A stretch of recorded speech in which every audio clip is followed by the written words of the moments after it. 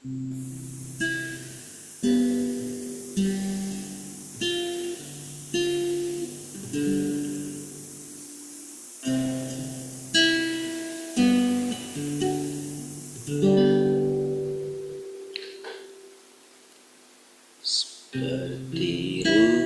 saya haus rindu aliran sungaimu,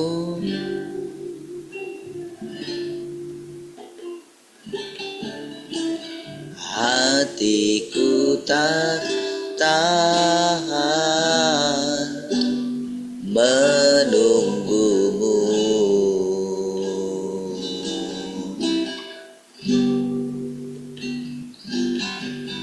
Bagai tanah gersang menanti datangnya hujan,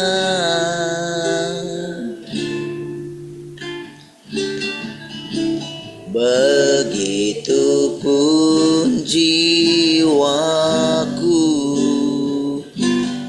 Tuhan,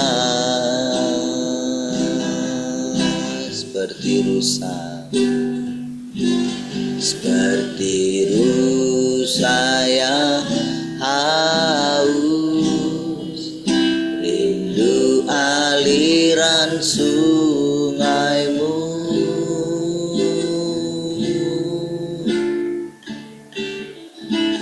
hatiku tak tahan menunggumu.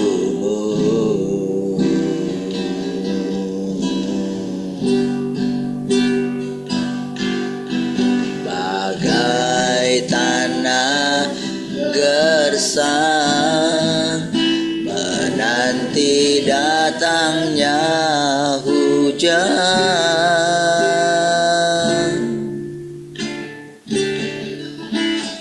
begitupun jiwaku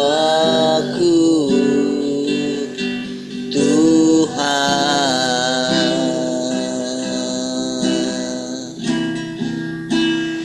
hanya Engkau pribadi yang mengenal hatiku, tiada yang tersembunyi bagimu, seluruh isi hatiku Kau tahu, dan bawaku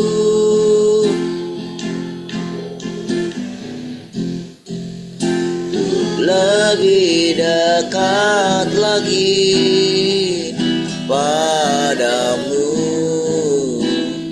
tinggal dalam indahnya dekapan kasih-Mu. Hanya Engkau, hanya Engkau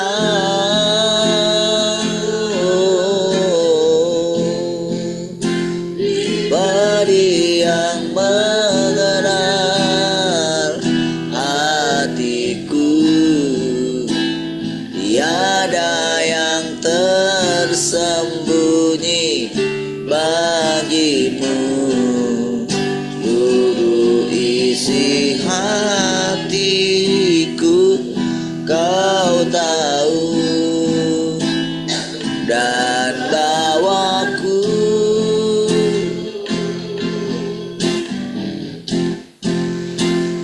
lebih dekat lagi padamu, tinggal dalam indahnya dekapan kasih-Mu, tinggal dalam indahnya dekapan kasih. kasih-Mu.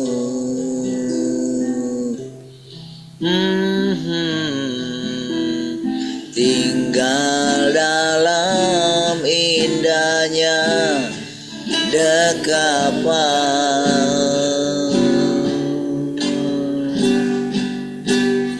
kasih-Mu.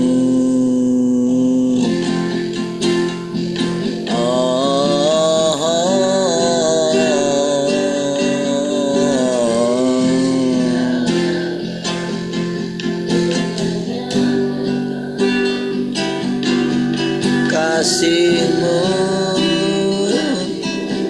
itu cukup bagiku.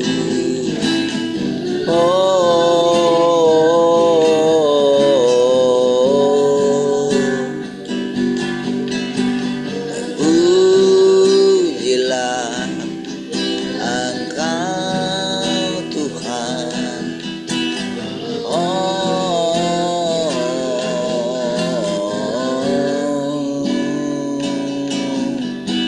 Haleluya.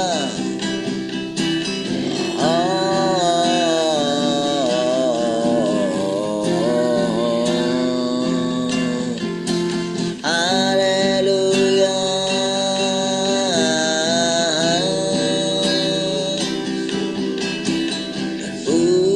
Pujilah Engkau selamanya.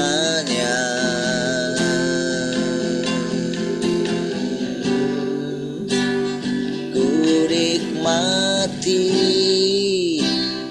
keindahan dan keagungan-Mu, oh Tuhan.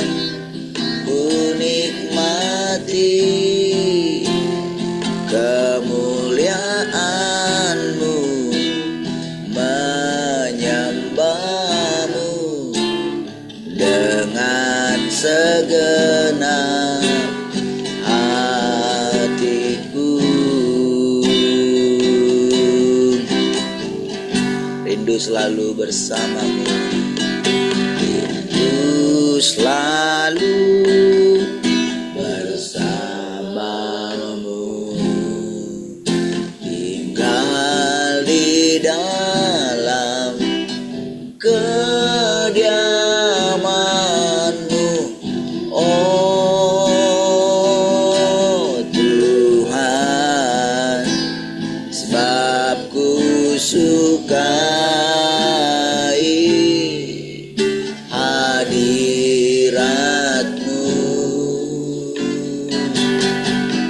Tak ingin ku terpisahkan dekat dengan-Mu. Itu yang ku rindukan,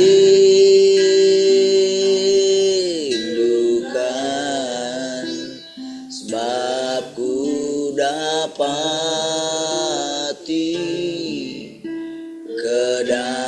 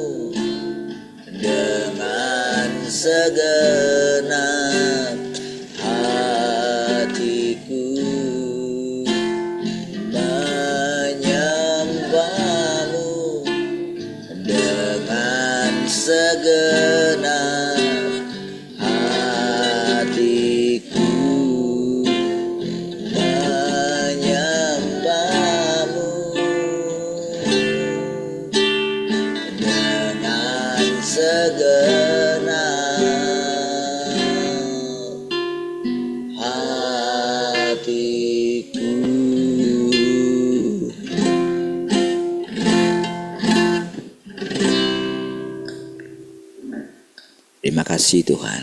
Kami syukur pagi hari ini. Kami tundukkan kembali hati kami Tuhan. Terima kasih Tuhan.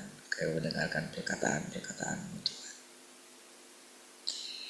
Terima kasih Tuhan. Kami bersyukur Engkaulah hidup kami Tuhan. Segala kemuliaan bagi-Mu Tuhan. Mari semua yang merindukan Tuhan sama-sama katakan amin. Baik, puji Tuhan. Shalom semua, selamat pagi.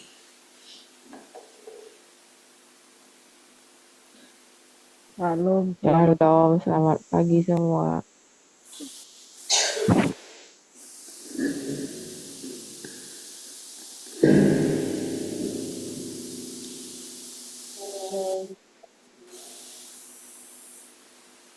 Shalom Julita. Udah bangun? Oh, nggak kedengaran suaranya. Kami pun nggak kedengaran tadi. Shalom juga. Baru bangun. Oke lah. Baik. Salam Heni, udah di mana? Posisi? Udah di Malaka. Oh, di Malaka.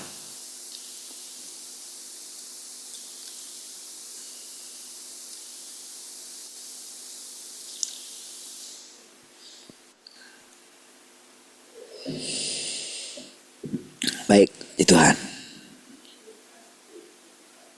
Oh, selamat ulang tahun Heni.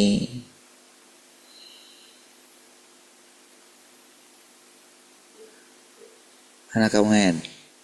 Iya, selamat ulang tahun. Iya Pak, makasih semuanya. Mari kita sama-sama mengatakan selamat ulang tahun Tante Heni.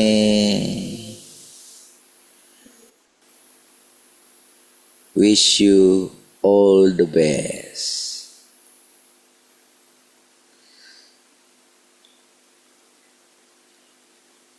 Baik, Tuhan.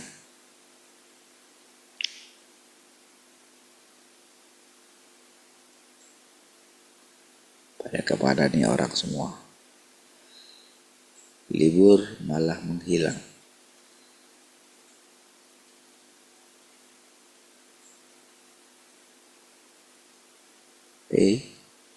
Kok bisa nih?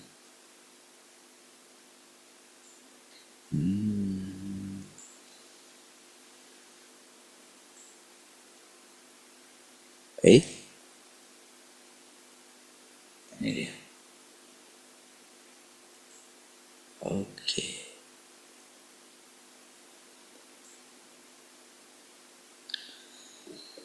Saat ini aku bekerja dalam diri umat pilihan Tuhan di Tiongkok.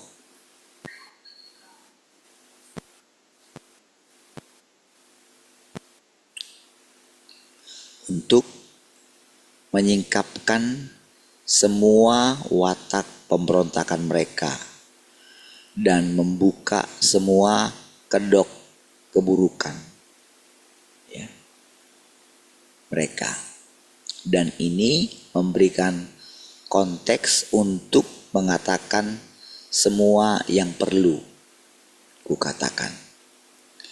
Setelah itu, ketika melaksanakan langkah selanjutnya dari pekerjaan penaklukan seluruh alam semesta, aku akan menggunakan penghakimanku atas engkau semua untuk menghakimi kefasikan semua orang di seluruh alam semesta.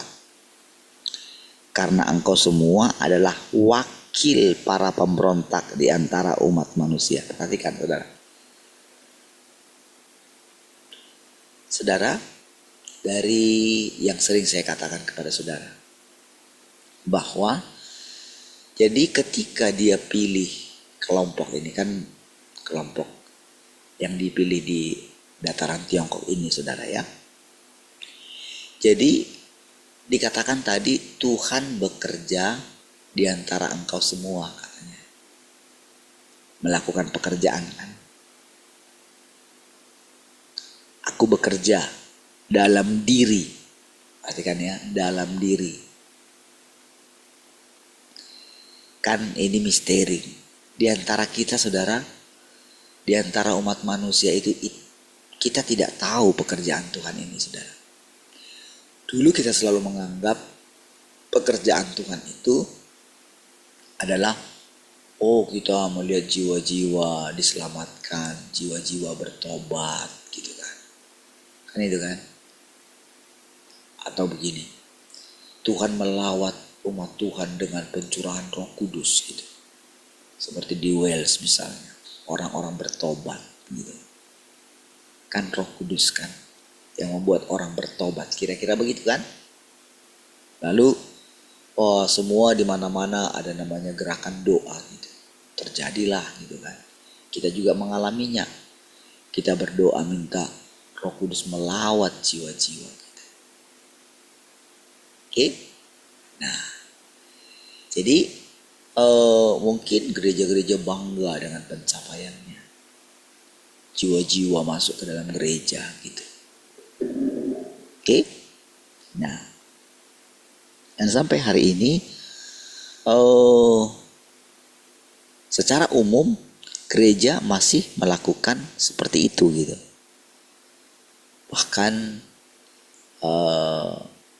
walaupun sudah menyimpang gitu, tetap tidak sadar gitu. Bersaing satu dengan yang lain dengan program-programnya supaya berpindah anggota jemaat lain ke gerejanya dia gitu.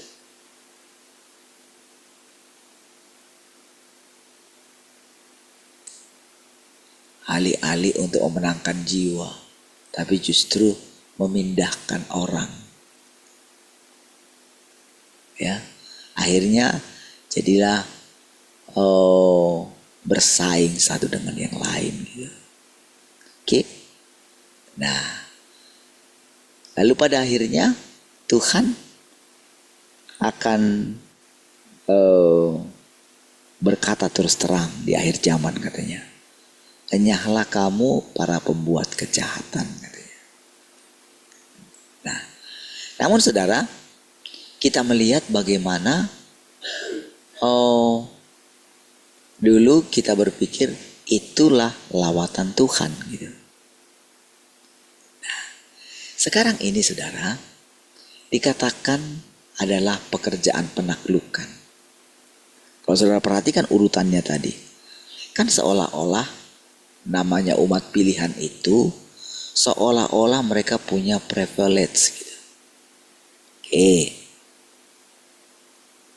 Itulah cara pandang kita. Sementara saudara, privilege yang menurut Tuhan itu mungkin keuntungan. Tapi kalau kita lihat dari sisinya Tuhan, justru terhadap dirinya sendiri pun gitu. Dia tidak membuat dirinya itu Tuhan ya. Tidak membuat dirinya itu superior gitu. Tidak. Justru dia datang menjadi hamba gitu. Kita saja kan masih umat pilihan atau mereka lah gitu. Jadi saudara, ketika Tuhan menghajar umat pilihan, coba perhatikan firman Tuhan ini saudara. Berarti dikatakan lihat. Aku akan menggunakan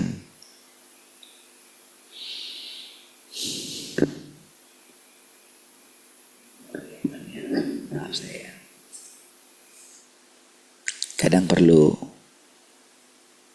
titiknya itu ya.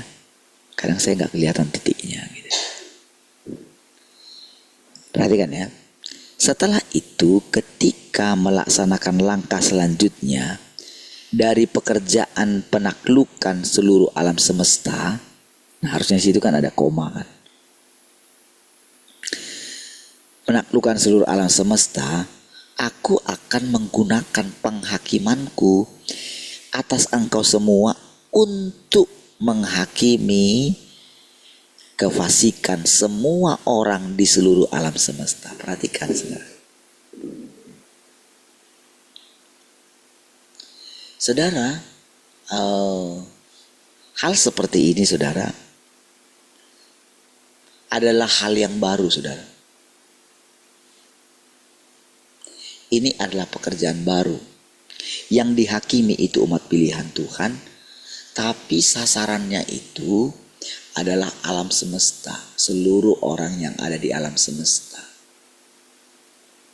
Makanya saudara, perkataan kalau saudara dengarkan kemarin gitu ya, tidak ada satu orang pun yang hidup di bawah kolong langit ini yang tidak dihakimi. Semuanya dihakimi. Jadi saudara, ketika kita mendengarkan firman itu tadi kemarin ya, dalam ibadah itu saudara ya. Jadi ketika saya mengucapkan itu gitu ya. Jadi saudara, mungkin menurut kita itu biasa. Karena yang saudara pandang manusia yang mengucapkannya. Gitu. Tetapi begitu firman, kita tidak tahu.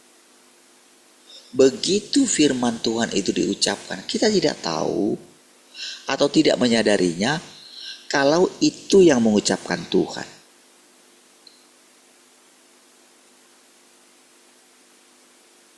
Bagaimana firman Tuhan itu bekerja tidak tergantung siapa yang mengucapkannya. Begitu firman Tuhan itu terucap, berarti alam semesta ini bolong, saudara.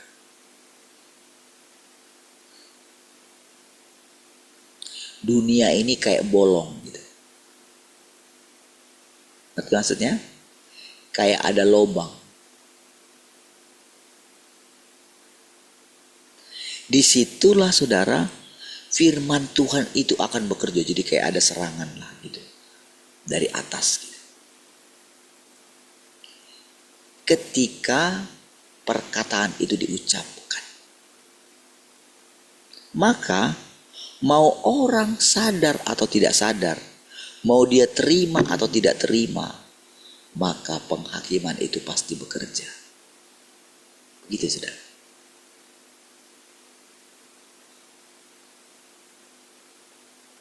Makanya mereka tetap konsisten saudara. Tuhan yang Maha Kuasa ini dia gak peduli saudara. Seiring dengan berjalannya waktu ya, ketika dia pilih. Karena dia sadar yang memilih itu adalah Tuhan yang di sorga.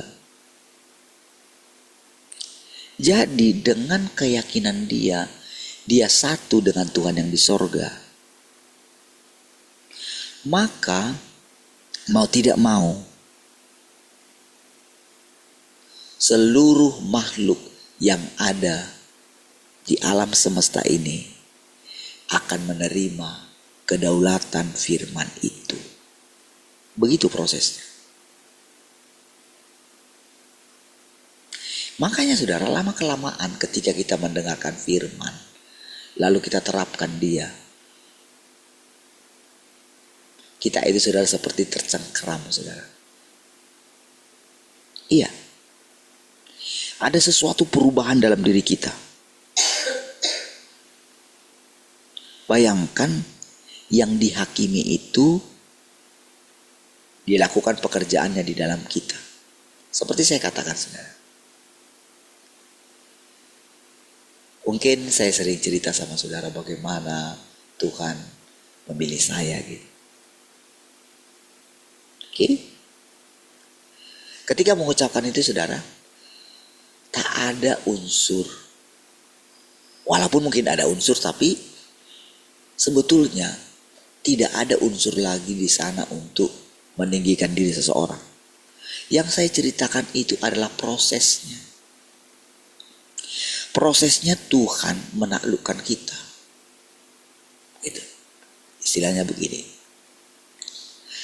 Kalau saya katakan tadi saudara, kan bayangkan Tuhan bekerja di antara umat Tuhan ini. Oke? Nah, lalu secara di bagian partikel kecil lainnya, ketika saya memberikan diri saya mengikuti terus. Tadinya saya nggak mengerti, akhirnya Tuhan tuntun terus dengan segala kesabarannya. Karena mau bagaimanapun dibuat, mau bagaimanapun rusaknya saya, Tuhan pasti menang. Itu sudah pasti kan?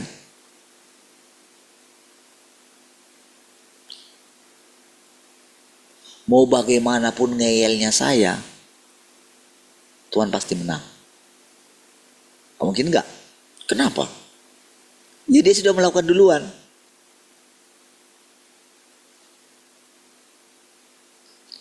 Di dalam pilihannya itu saudara, ada rohnya yang mendampingi pekerjaannya itu. Jadi kalau kita lihat secara sendiri kita gitu.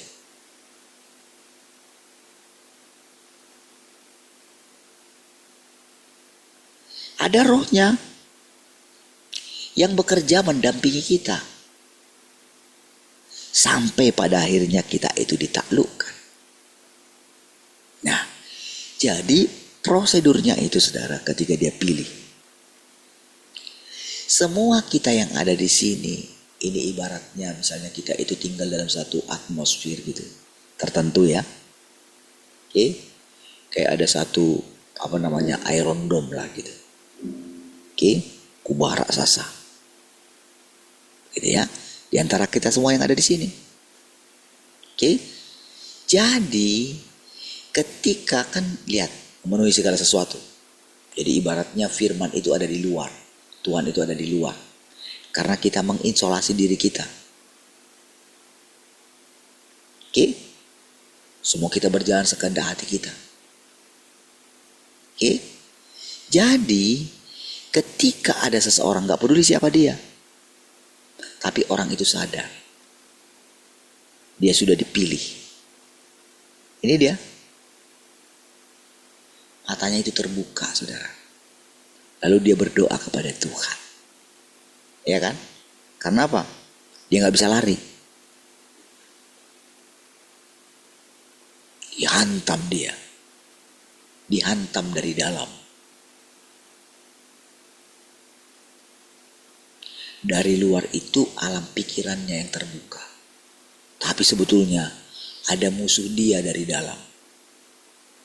Ini iblis ya, maksudnya dari diri kita itu pertama kita itu kan dicengkeram sama iblis gitu kan. Dirusak dia. Tapi dari lubuk hati kita yang paling dalam kan di situ ada tahtanya Tuhan. Dari luar itu ada alam pikiran kita yang kita lindungi. Oke, jadi ketika kita sadar gitu, jadi pikiran kita itu kayak ada lubang dia. Pertama ingat tadi dia ada yang bekerja dari dalam. Ini yang tidak disadari kita. Inilah misteri pekerjaan Tuhan ini maksudnya. Jadi saya hanya mencoba menggambarkan bagaimana prosedurnya.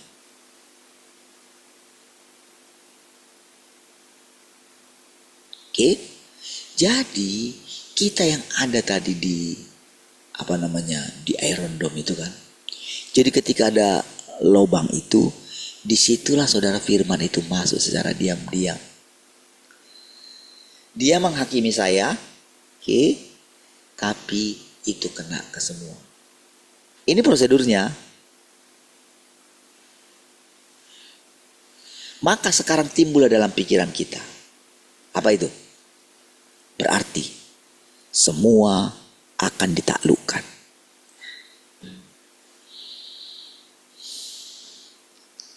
Itu yang terjadi. Jadi sekarang dalam pikiran saya ketika saya memandang saudara, saudara pasti akan ditaklukkan. Mau bagaimanapun kerasnya hati saudara.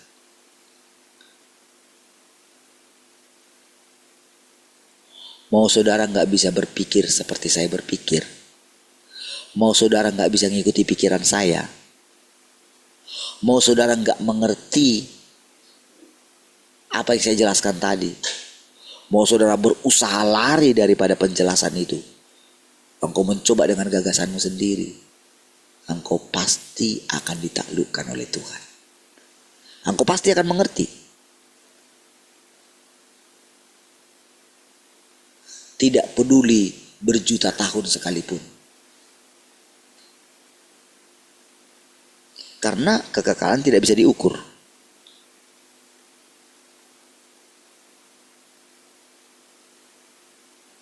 Seperti itu. Jadi begitu ada itu dalam pikiran saya, disitulah pekerjaan Tuhan itu makin nyata dia. Itulah yang terjadi atas alam semesta ini.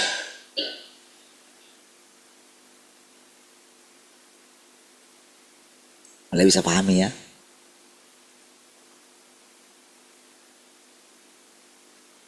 Jadi ketika semakin saya ucapkan ini saudara, itu saudara mungkin tidak menyadarinya. Oke? Karena pertama-tama kan dia pilih dulu seseorang, dia sadarkan dia taklukkan seseorang ini.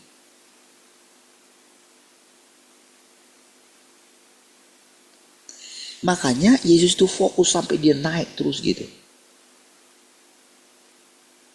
Ketika dia sadar gitu, dia mengatakan, kepadamu kuserahkan nyawaku, katanya. Udah. Boom. Firman Tuhan yang lain itu kayak bertubi-tubi dia. Itulah yang membuat pada akhirnya Injil telah sampai ke seluruh dunia. Sampai ke ujung bumi. Gak peduli saudara orang mau membuktikan, manusia membuktikan, menurut data ini, menurut ini, Injil sudah sampai di sini. Lalu kita bisa menyimpulkan, Injil sudah sampai ke ujung bumi. Bukan. Begitu diucapkan, itu sudah terjadi.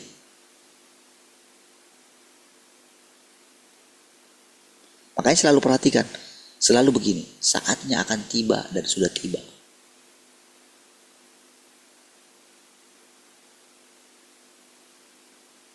Memang ada nanti puncaknya.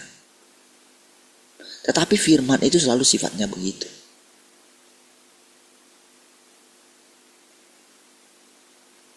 Nah, ketika kita punya pikiran seperti itu,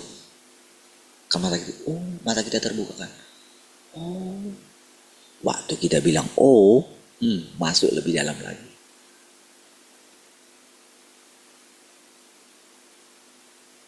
Nggak bisa lari lagi. Nggak bisa. Kalau kita lari, makin menderita.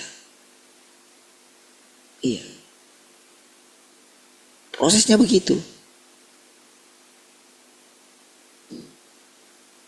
Makanya kita yang ada di sini, mau coba lari, larilah.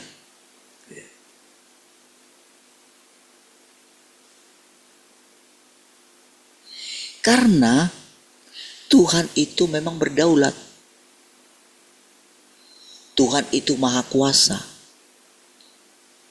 Jadi begitu nama itu diucapkan, begitu perempuan ini menerima itu, saudara pikir ujuk-ujuk langsung terjadi seperti itu perempuan itu? Tidaklah, orang Tuhan Yesus saja sampai usia 29 baru dia ini. Itu pun masih kagok dia kan. Makanya dia bilang, waktuku belum tiba.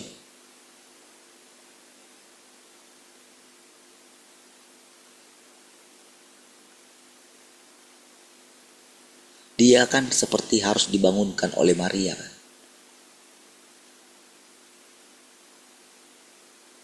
Berarti kan Maria itu hampir sama kan dengan si perempuan yang pendarahan itu kan. Asal ku jamah saja jubahnya. Ya. Sebetulnya dia itu sudah melanggar.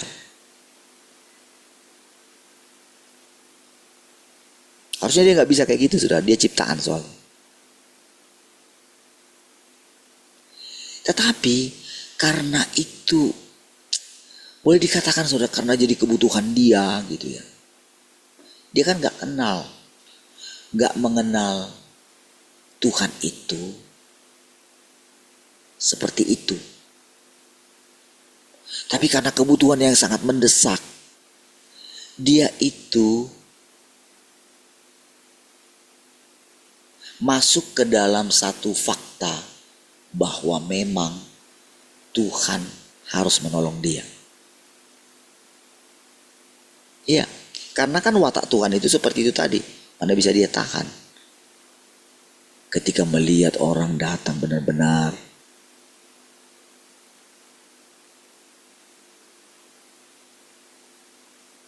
minta kepada dia. Mana bisa dia tahan. Makanya kan dia umpamakan dirinya seperti hakim yang lalim itu kan.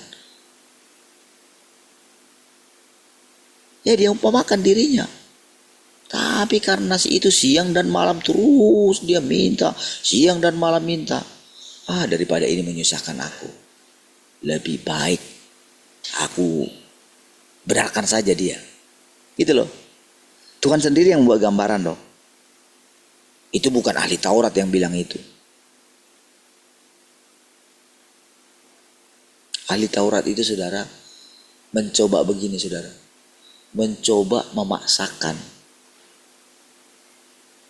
jalan pikirannya dia dengan jalan pikiran Tuhan. Sepintar-pintarnya ahli teologi ya, dia cuma bisa meraba-raba. Sepintar-pintarnya, sehebat-hebatnya seorang ahli Taurat. Sehebat-hebatnya, mau dia sampai doktor, mau sampai dia guru besar sekalipun gitu, dia hanya bisa mereka-reka. Dia itu kayak apa? Kalau sudah tahu dulu, ada dulu kan, kalau SD-SB dulu kan, ada itu yang, dia main angka-angka semua, nanti akan keluar angka ini, kepalanya 3, ekornya 4, kepalanya 1, 3, 8 atau kadang-kadang 4 gitu kan, ekornya sekian, 5, ya pasti kemungkinan itu tinggi sekali lah. Lalu dibahas lagi, kalau saya lihat abang saya dulu, apa pernah dia menang? Paling sekali, 2 kali.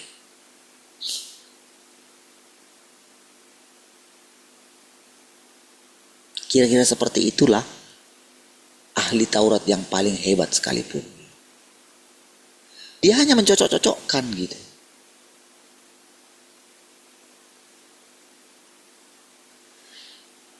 Ibaratnya kira-kira seperti itu juga Paulus. Dia gabung semua. Pintar dia. Makanya mereka tidak bisa melihat Mesias itu saudara. Misteri dia.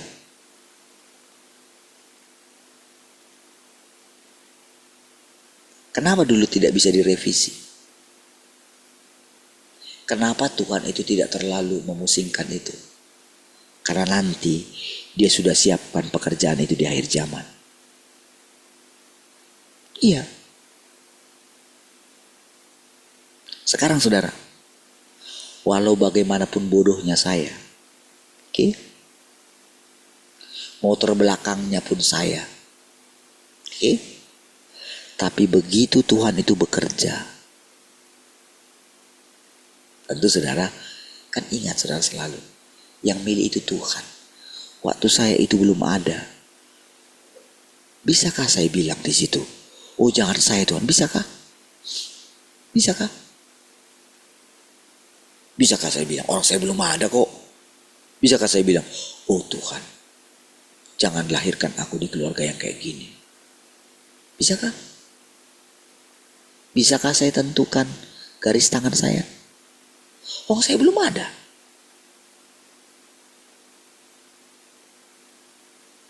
Bisakah saya tahu daging saya ini akan dimasuki oleh siapa?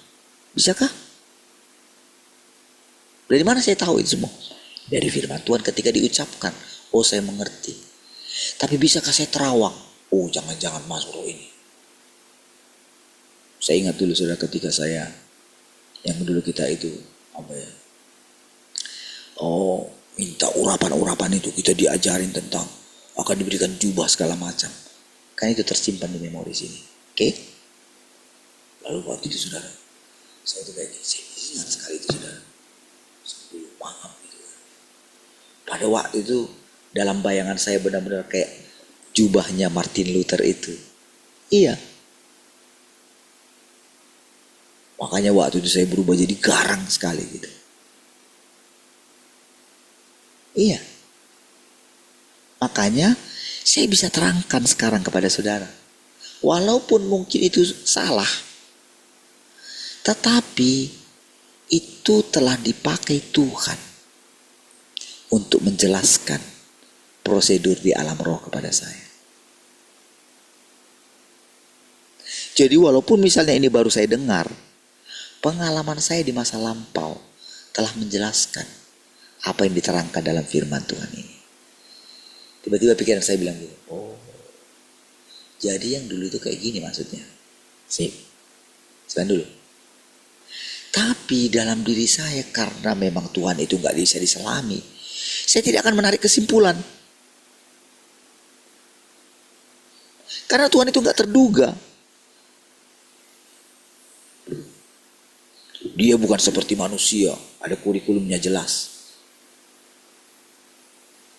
Tidak.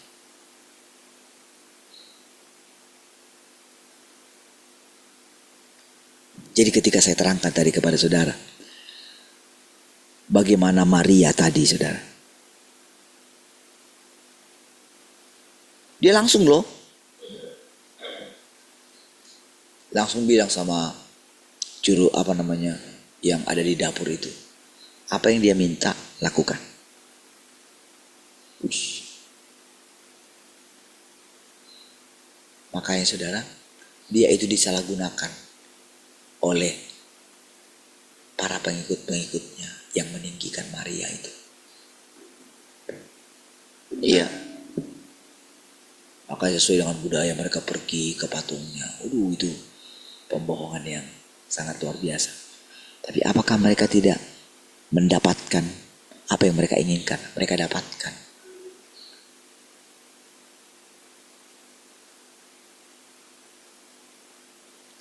Jadi model semua yang baik mereka mengatakan orang percaya itu sama. Mau dia agama apapun, modelnya sama. Makanya mereka saling meninggikan diri satu dengan yang lain. Jadi ketika Tuhan bilang sama perempuan yang pendarahan itu, dosamu sudah diampuni. Dosa yang pegang jubah tadi. Karena dia mencuri kuasa Tuhan. Iya. Nah, semua kita, termasuk saya, bisa menjadi pencuri kemuliaan Tuhan. Iya. Oh ini riskan sekali ini saudara. Orang ini. Riskan sekali dia. Iya. Tapi begitu saya memahaminya, begitu saya memahami kebenaran, ada takut akan Tuhan di sana justru. Iya. Karena apa? Masa saya pencuri harta bapak saya? Iya kan? Lihat anak yang sulung itu. Dia marah. Kenapa? Iya bapak gak pernah bikin aku pesta. Bapaknya bilang apa? Bodoh kali kamu. Orang milik kamu sendiri kok. Masa kamu menganggap dirimu pencuri daripada apa yang milikmu? Bukankah nanti itu milikmu juga kok?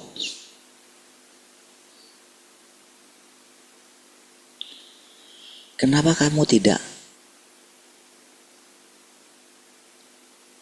Perlukah kamu harus permisi sama aku? Pernahkah aku larang kamu? Itu saudara. Makanya Yesus bilang, kalau boleh Bapa, lalukanlah cawan ini. Di sorga diam kan? Dia tahu.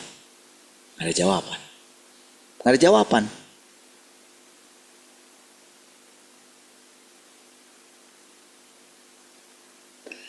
Karena dia sudah terlatih.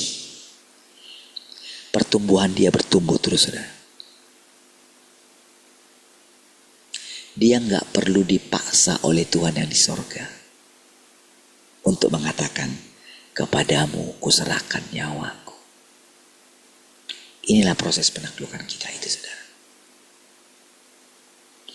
Apa yang Tuhan yang di sorga lakukan kepada Tuhan yang di bumi, kan Tuhan sendiri yang bekerja. Yang sampai Tuhan yang di bumi itu tidak menyadarinya. Kan waktu dikatakan, kan jelas di situ. Dia tidak tahu. Kenapa engkau meninggalkan aku? Dia tidak tahu kan?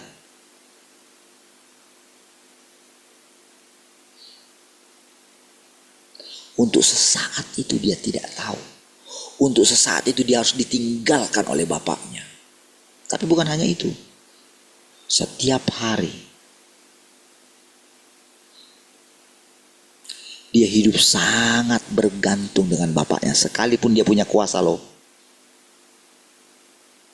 Sekalipun dia bisa buat apa saja.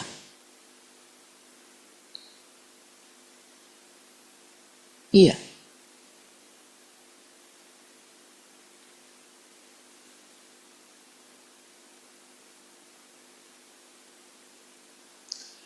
Sampai pada satu taraf, saya itu dalam pikiran saya waktu itu, tahu gak saudara?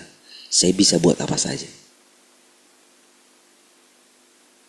Tapi syukur kepada Tuhan, saudara. Dihajar saya. Sampai apa yang saya pikir saya bisa buat apa saja, ternyata saya tidak bisa buat apa saja. Iya.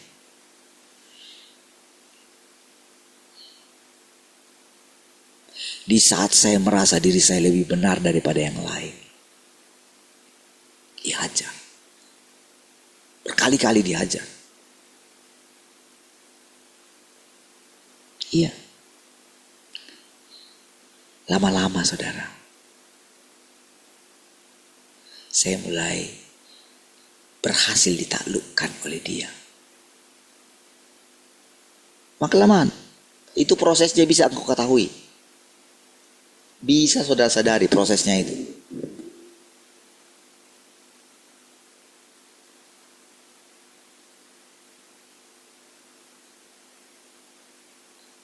Jadi semua yang dikatakan tadi ini saudara, walaupun dikatakan di antara mereka, karena itu mencakup alam semesta, berarti kan kita ada dalam alam semesta itu. Iya kan? Mana mereka tahu-tahu tentang kita. Mereka gak perlu tahu semua.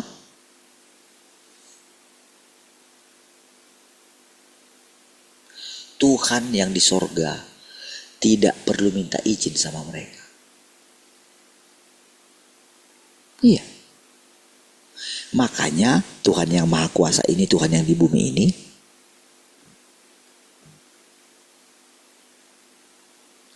dia itu tunduk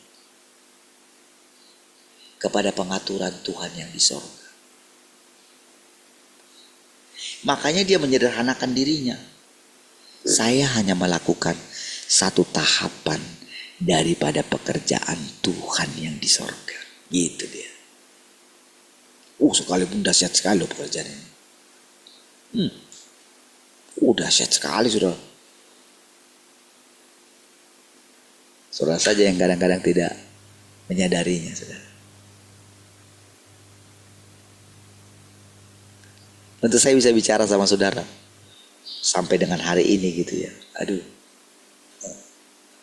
dahsyat sekali. Dahsyat sekali. Siapa yang bisa, saudara? Kalau dia tidak sombong, siapa yang bisa? Siapa yang berani?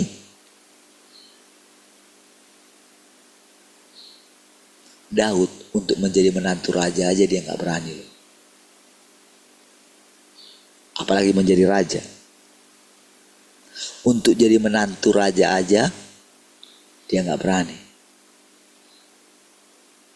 Makanya saudara, si Mikal itu memanfaatkan Daud, memanfaatkan keluguannya. Kayak sampai udah jadi raja pun si Daud, ya. Mikal itu masih kayak menganggapnya itu budak bapaknya. Bayangin ya. Harus Tuhan yang bela Daud. Bayangin tuh.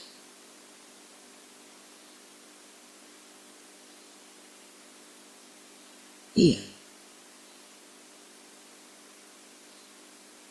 Makanya dicatat dalam Alkitab Daud itu berkenan.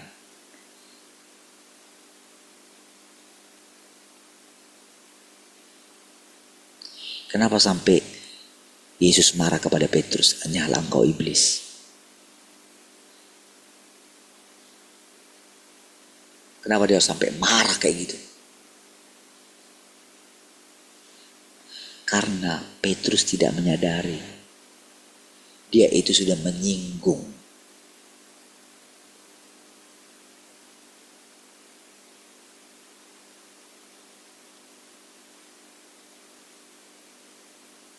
memang pada waktu itu dia tidak menyadarinya, saudara.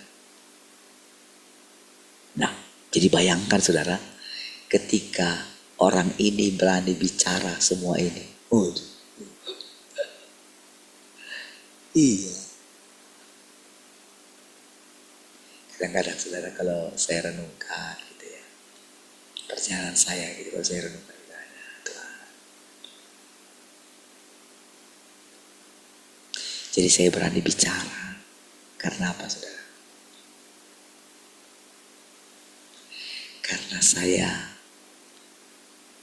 Karena Tuhan menjadi perisai saya.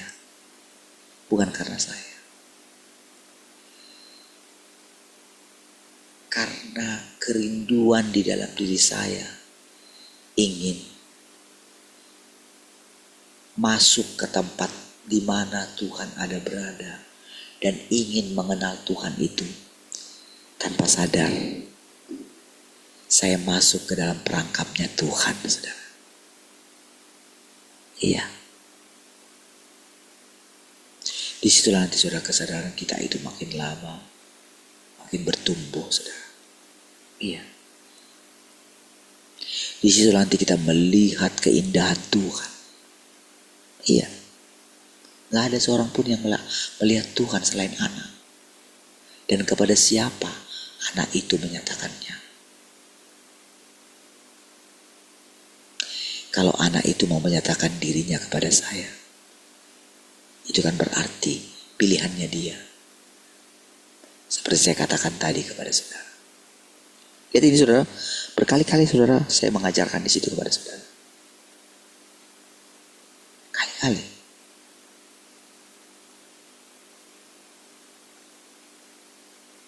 Karena saudara, Tuhan yang akan memimpin ini. Tuhan yang akan memimpin kita.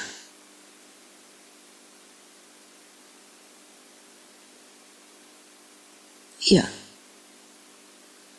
Masing-masing mau siapapun di antara kita mau menjadi terbesar, harus menjadi pelayan dari semuanya. Bayangin. Itu bagi semua kita itu.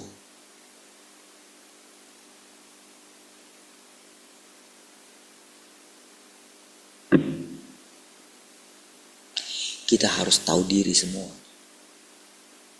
Kita ini ciptaan. Tapi bukan berarti kita jadi kompromi, tidak. Jadi ketika saudara mendengarkan perkataan saya kemarin agak keras mungkin gitu, itu karena saya tidak mau kompromi. Iya.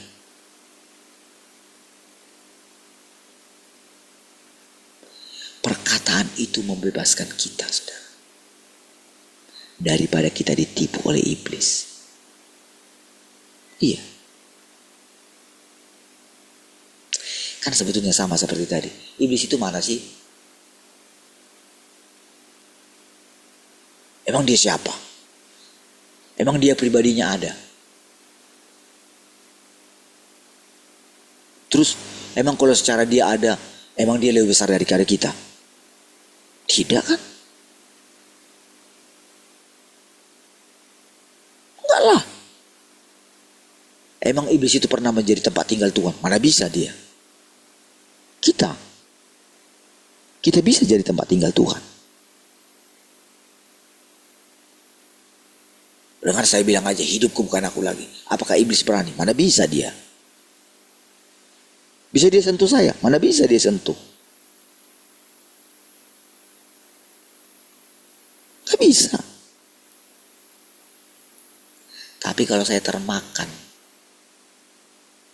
atmosfernya dia, saya takut, saya menjadi sombong, dia makanlah saya, dia habisinlah saya menjadi khawatir, saya menjadi ini, habislah, diolok-oloknya lah saya. Iya.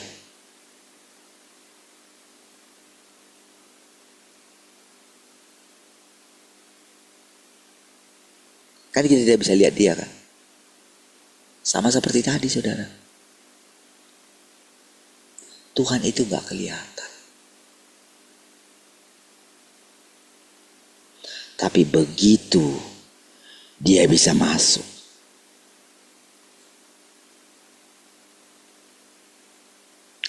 begitu ada orang yang benar-benar sudah begini, kita melihat tidak ada lagi pertolongan saudara. Yohanes menangis. Dia tidak bisa melihat gulungan kitab itu saudara. Dia apa ya, menyerah gitu. Dia sampai tersungkul gitu. Karena kerinduan dia saudara. Dia itu seorang yang terus memperhatikan saudara. Orang Israel itu benar-benar ingin melihat keselamatan yang daripada Tuhan itu saudara. Umur dia sudah 80 tahun waktu itu saudara. Dia sudah mau mati. Iya. Hatinya sangat pedih ketika dia mendengarkan bagaimana saudara-saudaranya itu harus dikejar-kejar gitu. Sudah banyak daripada saudara-saudara itu yang mati martir saudara. Mungkin di dalam hatinya, masa kayak gini sih Tuhan. Terus gimana dong? Dia lihat kejahatan merajalela pada waktu itu saudara. Dan dia melihat ketika pertama kali dia mau dimasukkan ke penggorengan itu saudara. Apa dia tidak takut awalnya? Takut juga. Apa dia gak gentar? Gak mungkin lah gak gentar. Tuhan Yesus aja gentar kok. Masa dia gak gentar? Tapi pas waktu dimasukkan, dia selamat. Dia selamat. Dia selamat. Dia selamat. Tapi ketika jadi perenungan dia sudah panjang kan.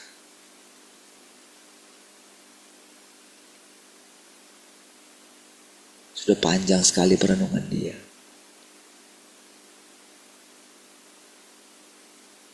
Lalu ketika dia di alam roh itu tidak bisa melihat ke bagian dalam daripada gulungan kitab itu. Sama saudara. Iya.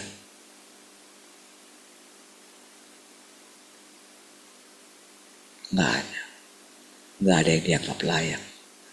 Termasuk guru kita nggak dianggap layak. Nggak ada. Disitulah saudara, malaikat itu bilang, jangan menangis, karena keturunan Daud sudah menang. Itulah saudara. Anak domba itu sudah menang. Ya. Ketika dia mendengarkan kata menang itu saudara. Makanya berikutnya dikatakan, barang siapa menang, barang siapa menang, barang siapa menang. Kalau engkau setia sampai akhir, engkau akan menang. Engkau akan mendapatkan A, B, C, D. Iya. Oh saudara, apa yang mereka dapatkan itu? Mana mungkin saudara mereka dapatkan untuk dirinya sendiri? Apakah ketika misalnya saya diangkat seperti ini misalnya, apakah saya akan memikirkan diri saya? Mana mungkin. Mana mungkin. Kalau saya pikirkan diri saya, berarti saya terpisah daripada Tuhan yang di sorga itu.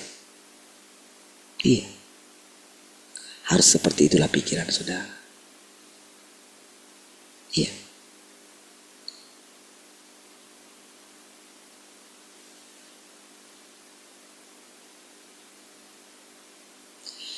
Jadi kadang-kadang saudara, saya itu deg-degan saudara. Ketika mengucapkan firman kemarin itu saudara. Saya itu rasanya dalam hati Tuhan. Karena saudara, semua orang akan dihakimi. Masa kita istilahnya saudara, kita yang sudah terus mengikut Tuhan, dihajar. Masa orang yang tidak mengikut Tuhan, yang memberontak, yang hidup sesuka hatinya, yang hanya mementingkan dirinya sendiri, tidak lebih dihajar? Mana mungkin.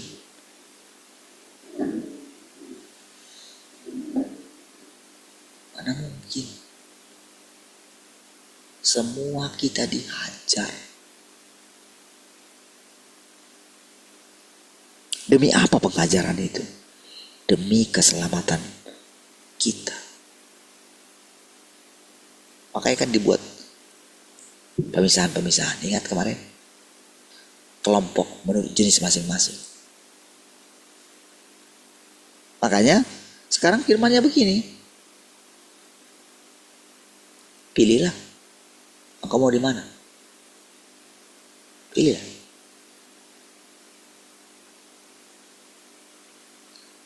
Mungkin ketika engkau memilih, aku mau di sini, bertahan di sini. Oke. Siapkan dirimu untuk disucikan, untuk dikuduskan. Siapkah engkau?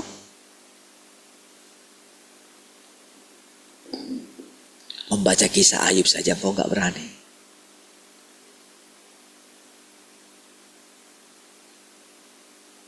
Ya kan? Membayangkan saja engkau gak berani.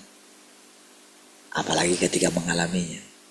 Sudah ada perasaan takut gitu.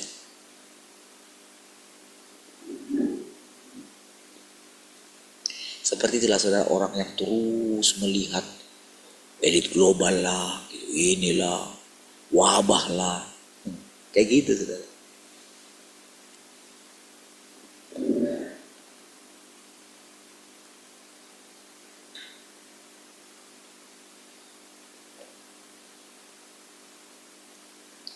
Tapi kalau saudara berkata,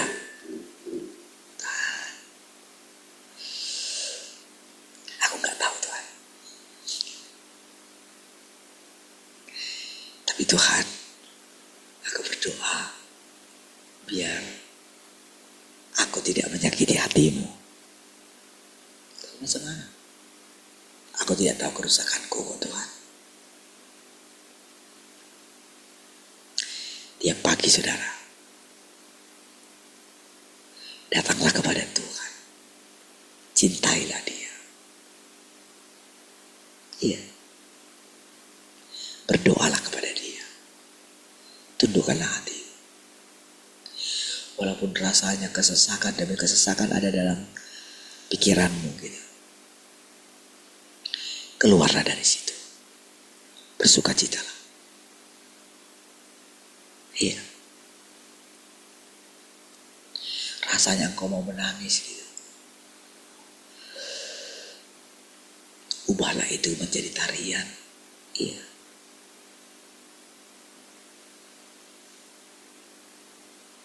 Maka nanti Tuhan akan mengajari engkau.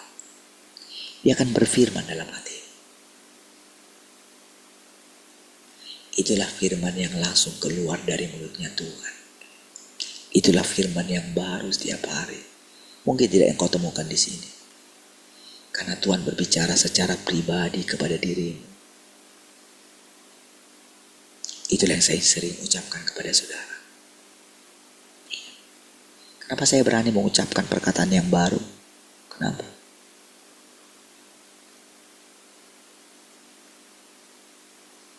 Kenapa berani? Karena bagi saya, Tuhan itu memang tidak bisa kita buat jadi doktrin. Kita tidak bisa membuat doktrin tertentu untuk mengatakan Tuhan seperti A, B, C, D. Gak bisa. Iya. Jadi dalam pikiran saya, kalau Tuhan telah menghakimi saya, berarti dia menghakimi kita semua. Engkau gak bisa lari kemana. Mau engkau pergi merantau kemana gitu, gak bisa. Mau lari kemana lagi, gak bisa. Iya. Dan pekerjaannya makin lama makin cepat. Seandainya tidak dipercepat, tidak akan ada orang yang selamat katanya. Sekarang tergantung saudara. Saudara berani pilih Tuhan?